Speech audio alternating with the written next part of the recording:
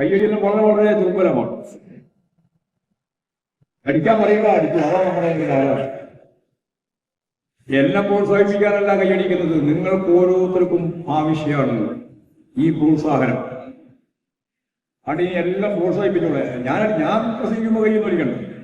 നമുക്ക് പ്രോത്സാഹിപ്പിക്കുക, അഭിനന്ദിക്കുക, മറ്റുള്ളവരെ അംഗീകരിക്കുക എന്നുള്ളതിലൊക്കെ വല്ലാത്ത രീതിയിലുള്ള ലുബ്ധുള്ളവരാണ് നമ്മൾ. അപ്പോൾ നമ്മൾ വിചാരിക്കുന്നത് അവരെ പ്രോത്സാഹിപ്പിച്ചിട്ട് നമുക്കെന്താ കാര്യം എന്നാണ്. ഞാനിനി നിങ്ങളോടൊരു കാര്യം പറയാം. ആരെ പ്രോത്സാഹിപ്പിക്കുന്നതും നിങ്ങളെ സുഖകരമായ ഒരു ജീവിതത്തിലേക്ക് നയിക്കാനുള്ള ഹോർമോൺസ് ഉൽപ്പാദിപ്പിക്കുന്നതിന് ആവശ്യമാണെന്ന് സ്വയം തിരിച്ചറിഞ്ഞ് പ്രോത്സാഹിപ്പിക്കുന്ന നിലപാട് ഹാപ്പിനെസ് ഫെസ്റ്റിവലിന്റെ ഭാഗമായി ഞങ്ങൾ കണ്ടെത്തിയ ഏറ്റവും പ്രധാനപ്പെട്ട ഒരു സയൻസാണ്. അച്ഛനെ പ്രോത്സാഹിപ്പിക്കണം, അമ്മേനെ പ്രോത്സാഹിപ്പിക്കണം, അച്ഛനെയും അമ്മയും ചേർന്ന് മക്കളെ പ്രോത്സാഹിപ്പിക്കണം, മക്കൾ അച്ഛനെയും അമ്മയെയും പ്രോത്സാഹിപ്പിക്കണം. അതുപോലെ തന്നെ സമൂഹത്തിന്റെ ഭാഗമായി നിൽക്കുമ്പോൾ ഓരോന്നിന്റെയും ഭാഗമായി ഇടപെട്ട് അവരെ അഭിനന്ദിക്കുക, പ്രോത്സാഹിപ്പിക്കുക. ഇത് നമ്മുടെ ഏറ്റവും പ്രധാനപ്പെട്ട ഹോർമോൺസിന് ആവശ്യമാണ്. അതിന്റെ പേരാണ് എൻഡോസൾഫിൻ എന്ന് പറയുന്നത്. എൻഡോസ്ഫിൻ അതിന്റെ കൃത്യമായിട്ടുള്ള ഒരു ആവശ്യം, അതിന്റെ ഹോർമോൺസ് ഉൽപ്പാദിപ്പിക്കാൻ ഇത് വേണം എന്ന് ഞാൻ സാന്ദർഭികമായി പറഞ്ഞത് മാത്രമേ ഉള്ളൂ. ഇനി നിങ്ങളുടെ ജീവിതത്തിന്റെ ഭാഗമായിട്ട് കിട്ടുന്ന ഒരവസരവും സന്തോഷത്തോടുകൂടി മറ്റുള്ളവരെ പ്രോത്സാഹിപ്പിക്കുന്നതിൽ നിന്ന് വിട്ടുനിൽക്കാൻ പാടില്ല.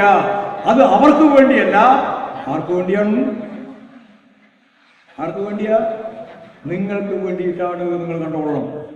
ഹാപ്പിനെസ് ഫെസ്റ്റിവലിന്റെ ഭാഗമായിട്ട് ഞങ്ങൾ കണ്ടെത്തിയ ഒരു കാര്യം, ഒരു ക്ലിനിക്ക് തന്നെ തുടങ്ങണം എന്നുള്ളതാണ്. അടിസ്ഥാന സൗകര്യങ്ങൾ പൂർത്തിയാക്കിയത് കൊണ്ട് മാത്രം നമ്മൾ ആഗ്രഹിക്കുന്ന സന്തോഷകരമായ സമാധാനപരമായ ഒരു ജീവിതം ഉണ്ടാവില്ല. സമാധാനപരമായ സന്തോഷപരമായ ഒരു ജീവിതം ഉണ്ടാക്കണമെങ്കിൽ നമ്മൾ തന്നെ തീരുമാനിക്കണം. നമ്മുടെ മനസ്സ്, നമ്മുടെ ബ്രെയിൻ, അതിൻ്റെ അകത്തുള്ള 4 പ്രധാനപ്പെട്ട വളരെ ശ്രദ്ധേയമായ ഹോർമോൺസുകൾ ഉൽപ്പാദിപ്പിക്കുന്ന അവയവങ്ങളുണ്ട്.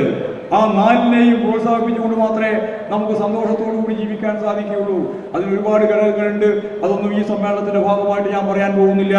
പക്ഷെ അങ്ങനെ ഒന്നുണ്ട് എന്ന് പറഞ്ഞു കൊടുക്കുക മാത്രമേ ഞാനിപ്പോൾ ചെയ്യുന്നു. ഞാൻ ഈ ദേശീയ രാഷ്ട്രീയത്തിന്റെ ഈ പ്രത്യേകതയിൽ നിന്ന് കൊണ്ടുപോകണം നമുക്ക് കേരള രാഷ്ട്രീയത്തെ കൈകാര്യം. കേരളം ഒരു ബദലാണ്. എങ്ങനെയാണ് കേരളം ബദലാവുന്നത്? ഇവിടെയുള്ള ഈ പത്രക്കാരും അതുപോലെ തന്നെ മാധ്യമക്കാരും ഏതെങ്കിലും ഒരു സംഭവം ഒറ്റപ്പെട്ട രീതിയിലുണ്ടായാൽ ഈ ഒറ്റപ്പെട്ടത് എന്ന് പറയുന്നത് തന്നെ ഇപ്പോൾ പരിഹാസിയാണ്. അതിന്റെ എല്ലാം പരിഹാസത്തിന്റെ അടിസ്ഥാനം ഞങ്ങൾക്കറിയാം. അങ്ങനെ പരിഹസിച്ചുകൊണ്ട് അതിനെ മാറ്റാനാണ്.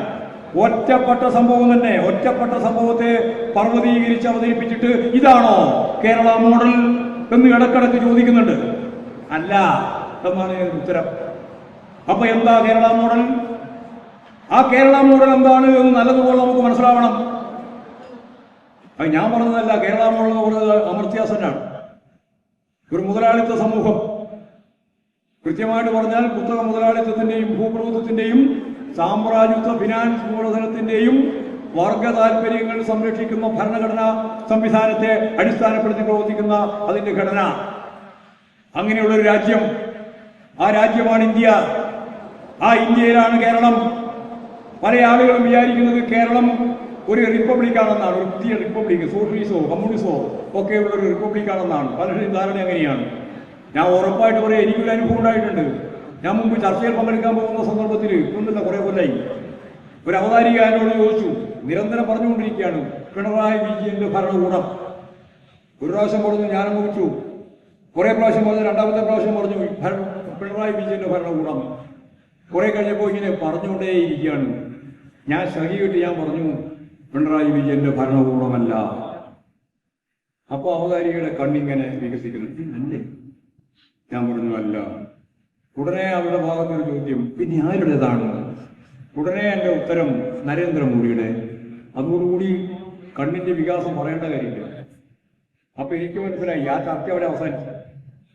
അതിനപ്പുറം കടക്കാൻ അവർ